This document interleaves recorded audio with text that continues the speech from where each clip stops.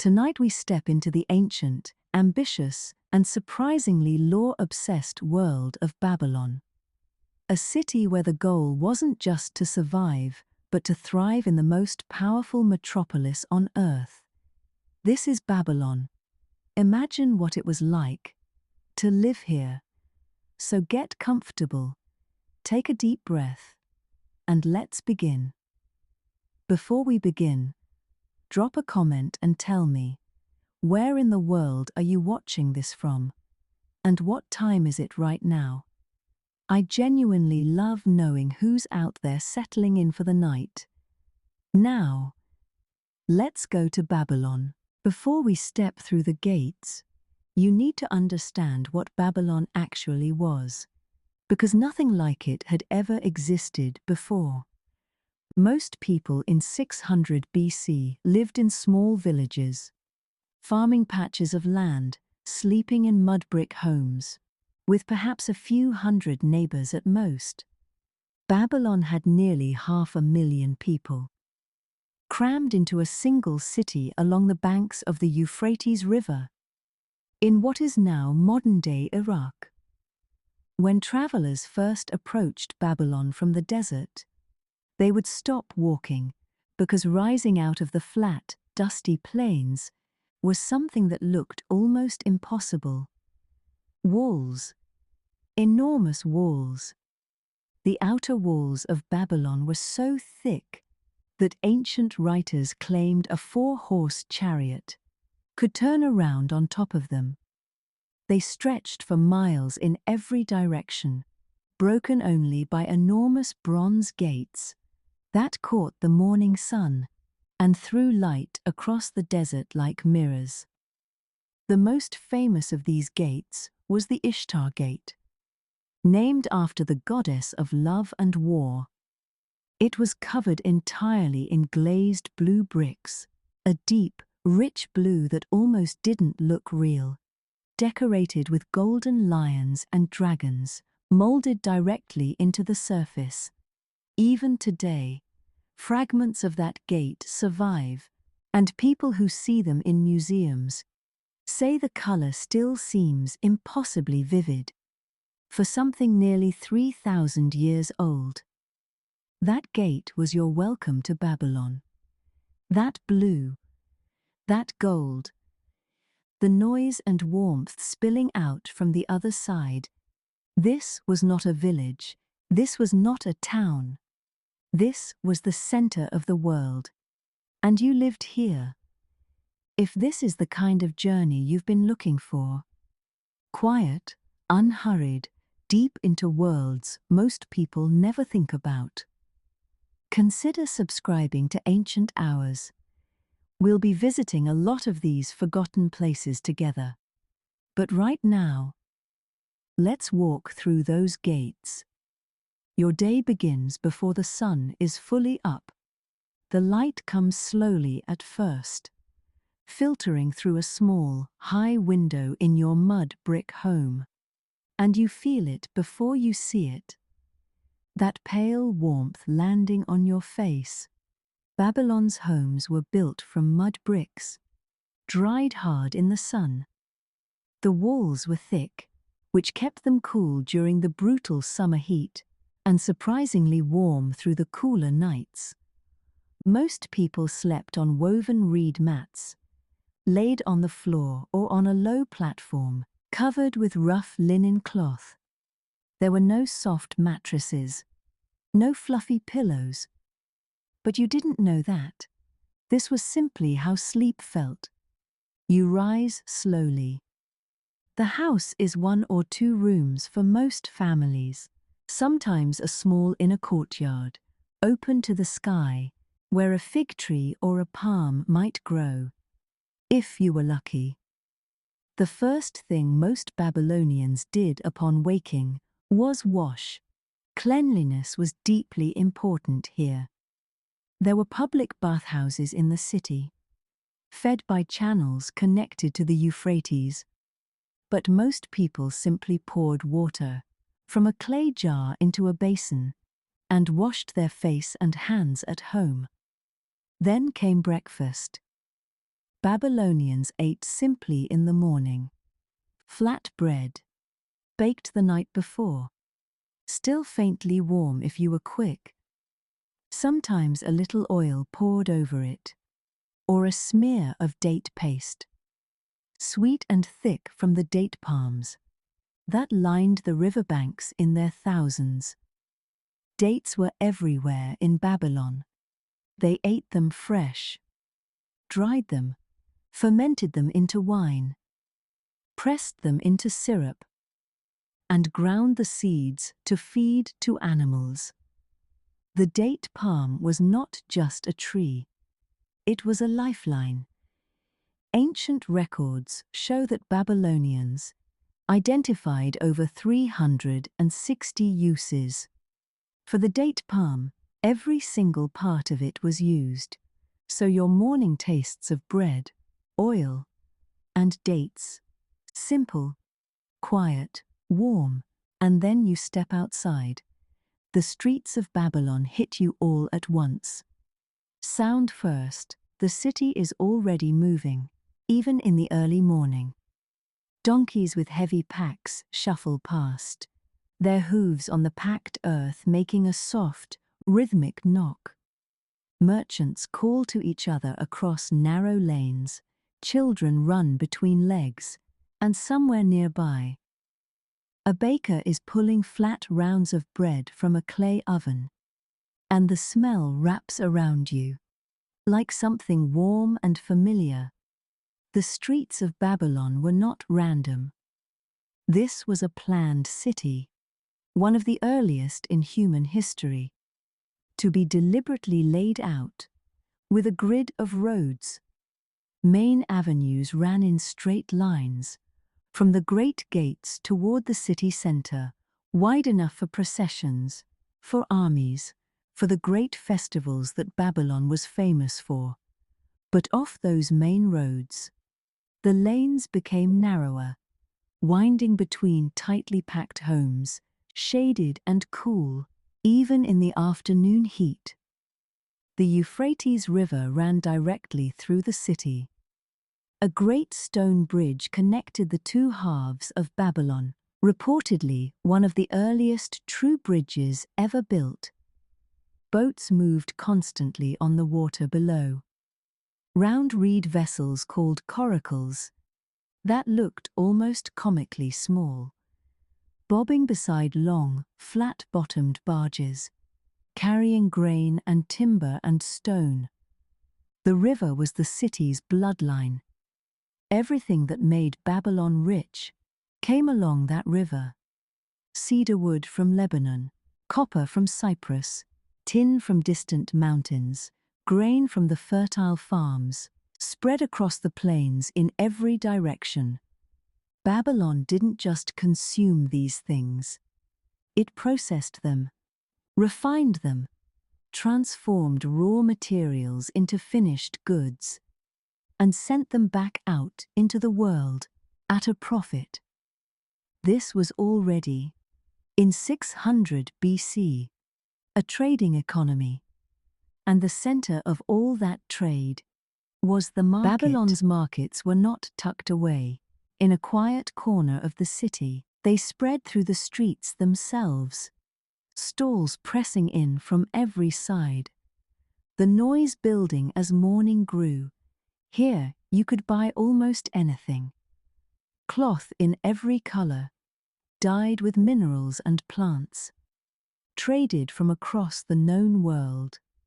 Reds, blues, and saffron yellows, hung in long strips from wooden frames that swayed gently in the warm air.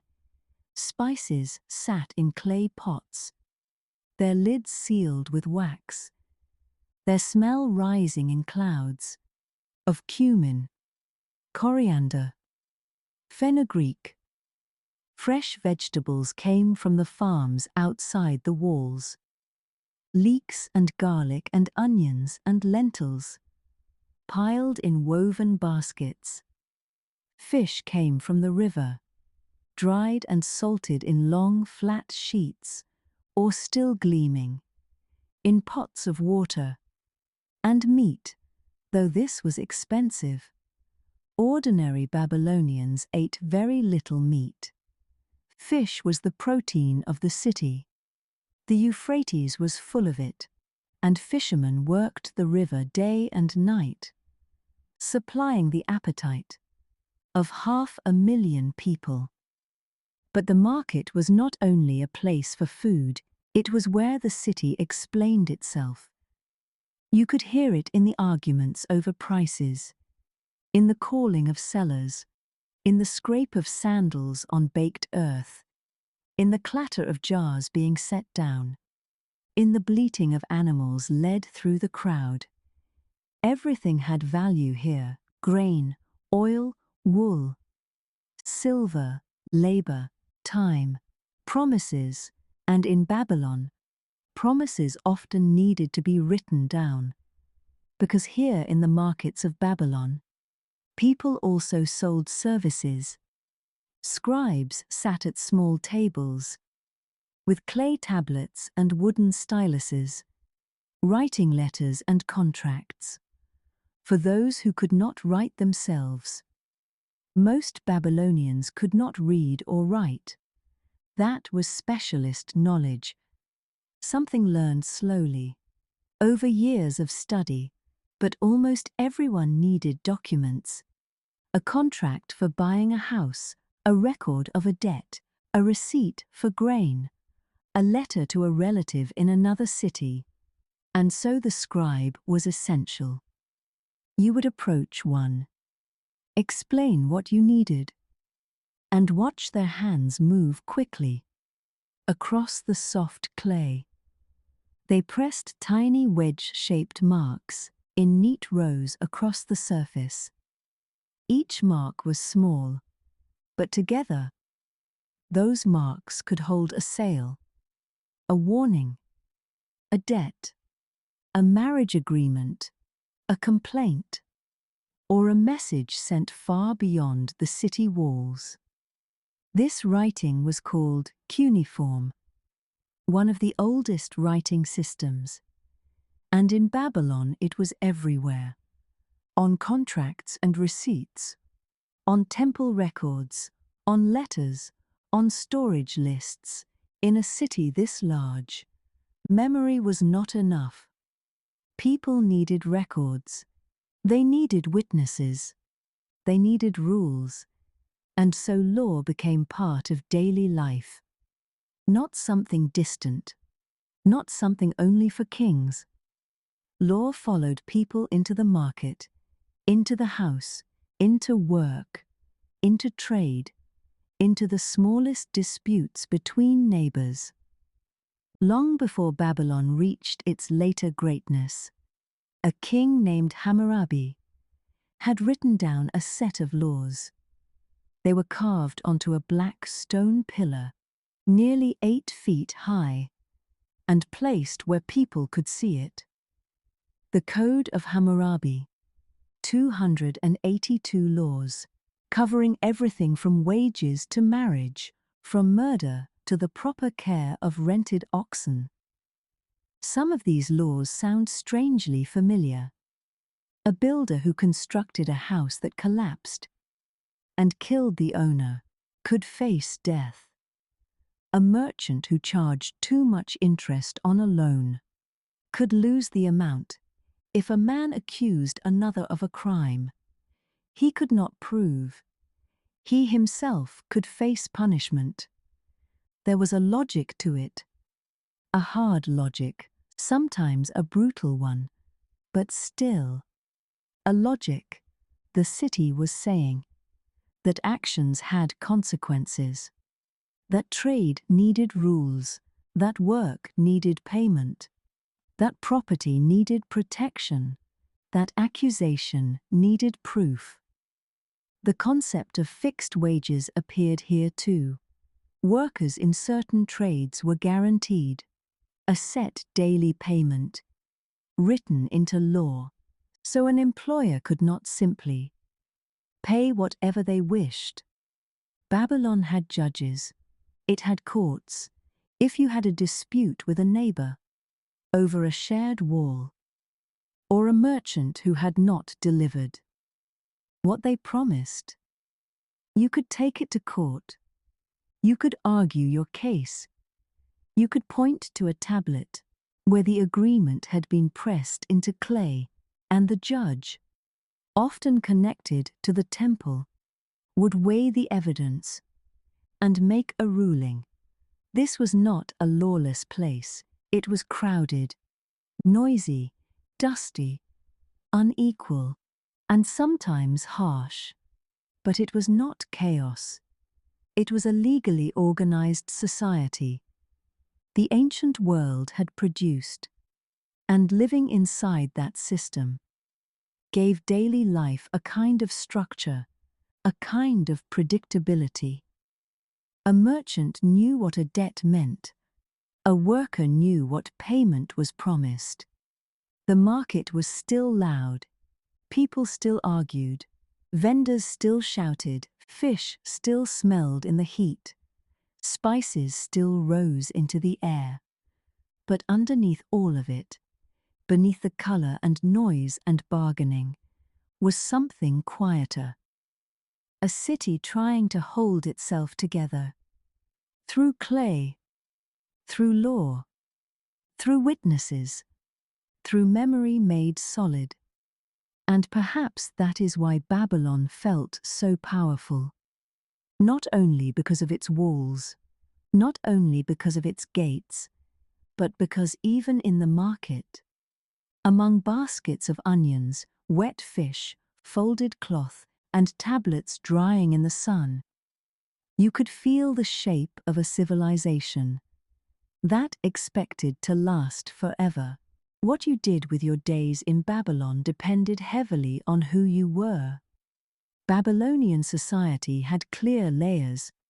At the top were nobles and priests, people who owned land, served in temples, or stood close to power. Below them were free citizens, merchants, skilled craftsmen, farmers, scribes, and soldiers. Below them were people who rented their labor, tied to estates or wealthy households, but not fully enslaved. And at the bottom were slaves, though slavery in Babylon was not always what people imagine. Some slaves could own property, some could conduct business, some could save money and eventually buy their freedom. This was not a kind system, but it was a complicated one. Most people you would pass on the streets of Babylon were free citizens. They were workers, sellers, makers, carriers, people whose lives were shaped by skill, family, debt, food, law, and the rhythm of the city. Craftsmen often worked in small workshops built into the fronts of their homes. The door might be open to the street, so customers could see the work being done. A potter sat at his wheel, hands moving through wet clay, shaping bowls, jars, and storage vessels with calm efficiency. A metalworker nearby worked beside the heat of his forge, the warmth reaching you before you saw the flame. A weaver sat at a loom, threads moving in patterns learned from her mother, who learned them from hers. Skills passed down through families, trades handed from parent to child across generations. Your name in Babylon could tell people who you belonged to, what your family did, and what kind of life you were expected to live. And what your family did was often what you did. There was comfort in that. There was also pressure. A child born into a family of potters did not simply choose a new life because he felt restless one morning. Life had a shape already waiting. A workshop, a trade, a duty, a place in the street, a place in the household, a place among neighbors who knew your family before you were born. Social life grew from these close spaces. People met in markets. They worked near doorways. They argued in streets. They borrowed tools. They carried water. They shared news from travelers, soldiers, scribes, and merchants. A city this large was never truly private. Someone was always watching. Someone was always listening. Someone always knew which family had taken a loan, which marriage was being arranged, which merchant had returned from a journey, and which neighbor was in trouble. But you cannot understand Babylon without understanding its gods. Because in this city, the gods were not distant or abstract. They were neighbors. They lived in temples at the heart of the city. They were honored with food, clothing, music, incense, and daily care. Babylon's patron deity was Marduk, king of the gods in the Babylonian tradition. Marduk's temple was called the Asagila, and it sat at the center of Babylon's sacred life. Connected to it, and rising above everything else, was the Etemenanki, a ziggurat. 7-stepped terraces of mud brick, rising perhaps 90 meters into the sky, its upper levels disappearing into morning haze.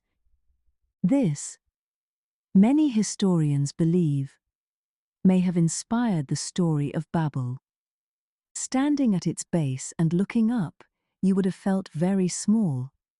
The temples were not only places of worship, they were economic centers. The temple of Marduk owned farmland.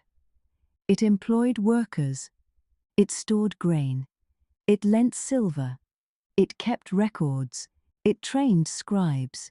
It was a bank, a granary, a school, a workplace, and the beating heart of the city's identity. Every morning at dawn, priests would care for the statue of Marduk in the inner sanctuary. They washed it. They dressed it in fresh linen. They offered food and drink. They burned incense around it so the god would be surrounded by sweet-smelling smoke throughout the day. Gods in Babylon required care. They were honored, fed, clothed, and consulted. Before a major decision, a battle, a marriage, a business deal, or a journey, people wanted signs. A priest might read omens, the movement of the stars, the pattern in a sheep's liver, the way smoke rose from a fire, the shape of a dream remembered at dawn. To us, this can sound strange, but to Babylonians, the world was full of messages. The gods did not always speak plainly, they spoke through signs. So people learned to watch. They watched the sky, they watched animals, they watched illness. They watched chance. They watched the small accidents of daily life, wondering whether they were accidents at all. Astronomy grew from this watching. Babylonian priests observed the night sky with patience, and their records of planetary movements are still studied today. They named constellations. They tracked Venus and Jupiter. They followed the moon. They predicted eclipses. But this was not only curiosity. It was a way of asking what the gods intended. And at night, when Babylon quieted, when the market noise faded, when the ovens cooled, when the river moved somewhere beyond the walls, a person might lie on a mat and look toward the same sky, the same stars, the same deep, quiet dark. A merchant who had argued over silver, a weaver with tired hands, a priest awake on a temple roof, all under the same night. As the sun dropped toward the horizon, Babylon shifted. The heat of the day began to lift. A faint breeze came off the river, and the city exhaled. Markets closed, not all at once. Slowly. A cloth seller folded away the last bright strips of fabric. A spice merchant sealed clay jars with wax. A fish seller washed his hands in a small bowl. That already smelled of river water and salt. Workshops went quiet. The potter covered his clay. The weaver tied off her thread. The metal worker let the last glow of the forge fade down, and families gathered. The evening meal in Babylon was the main meal of the day. It was eaten together, slowly, sitting on mats or low stools, around a shared dish. There was no rush now. The worst of the heat had passed. The shadows were longer. Children came in from the street, with dust on their feet and hunger in their faces. Someone brought water. Someone stirred the pot. Someone tore bread into pieces and placed it where everyone could reach. Barley was the foundation of almost everything. Barley bread, barley porridge, barley beer. The beer of Babylon was not the thin, pale liquid you might imagine. It was thick, cloudy, almost nutritious, drunk through a straw, to filter out the sediment. Babylonian beer was consumed by almost everyone. Workers were paid partly in beer rations. Temple workers received daily allocations. Children drank a weaker version. It was calories, comfort, and community. All at once, in a city where labor was hard, and the sun could drain the body dry. Beer was not only a drink, it was part of survival. With the bread and beer there might be a stew of lentils and onions, flavored with coriander and cumin, slow-cooked in a clay pot. That had been sitting at the edge of a fire since late afternoon. The smell moved slowly through the house. Warm grain, smoke, onion, clay, oil, human tiredness. If it had been a good week, there might be river fish, or roasted pigeon, or a few pieces of goat meat, shared carefully between several people. Meat was not wasted. A small piece could matter. A child might be given the softer bite. An older person might be served first. Someone who had worked all day might eat in silence for a while, before speaking again, after eating. Families talked. They spoke about the market, about a debt, about a neighbor, about temple news, about the price of grain, about a boat that had arrived from another city, about a son learning a trade, about a daughter old enough for marriage, about the river, about the gods. Children were told stories. The great myths of Babylon were passed down.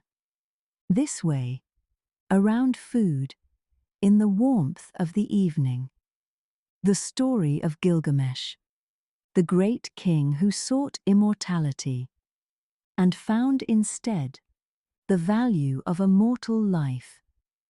These stories were ancient even then, thousands of years old, and they were told the same way you are hearing this now, by voice, in the dark, at the end of a long day.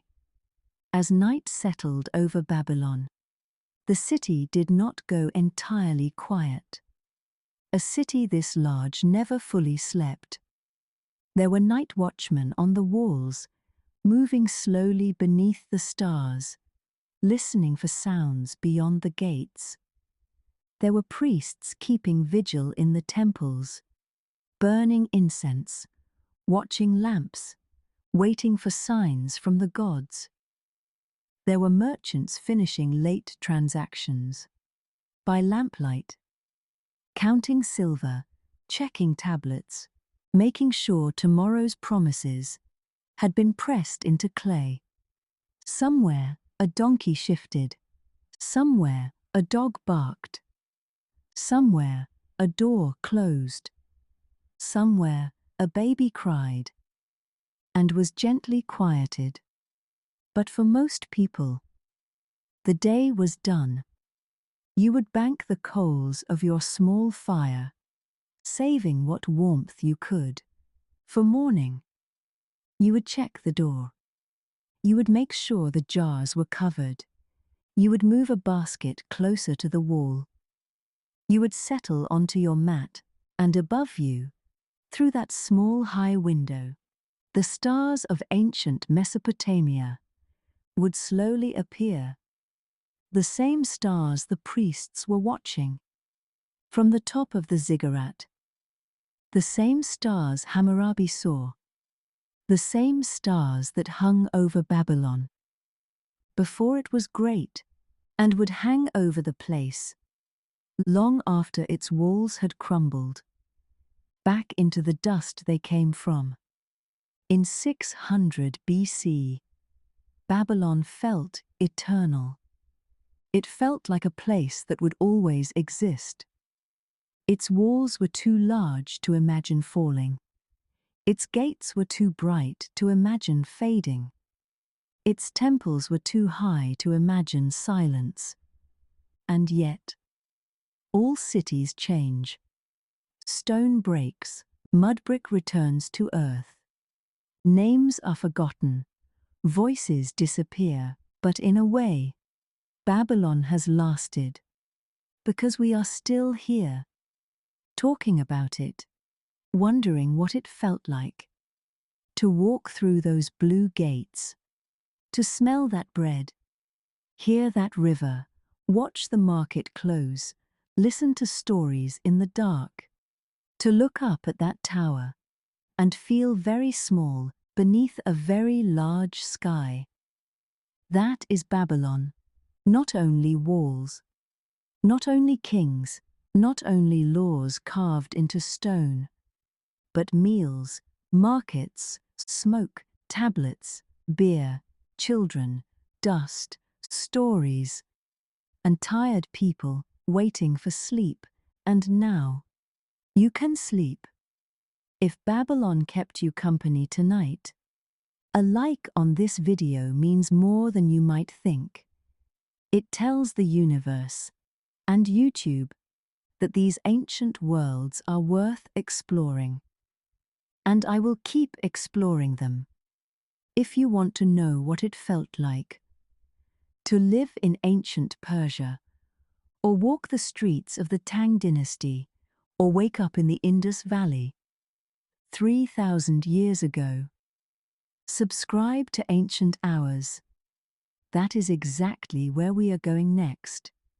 And if you are still awake, do not worry, close your eyes. Babylon will still be here tomorrow. Good night.